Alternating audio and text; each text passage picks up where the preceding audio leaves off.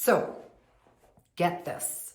Sugar is a socially acceptable legalized drug. I'm going to say it again, because when women come see me, the tendency is for us to blame ourselves of why we can't stop eating the sugar, that we should have more willpower, more motivation.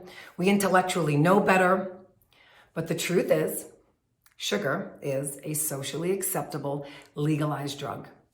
And when I say that and women really get it, they start to think about if a dear friend or a colleague came to them and said they had a cocaine or, God forbid, we have alcohol, crack, all this stuff that, right, I say, we know are drugs and that really can cause a problem in us, that we would have to go get help for.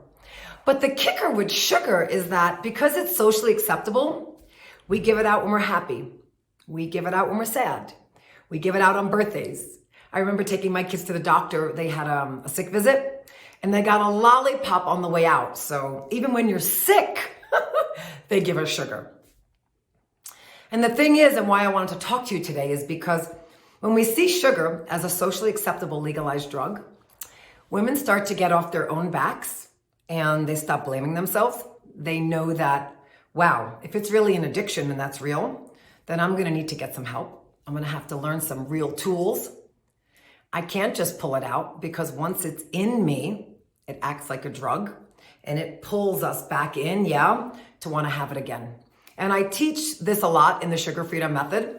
It takes several days after you take what I call a hit of sugar. It takes several days to get it out of your system.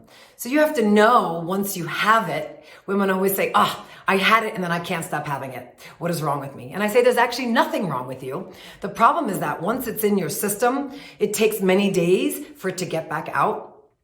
So you have to be on heightened alert. Yes?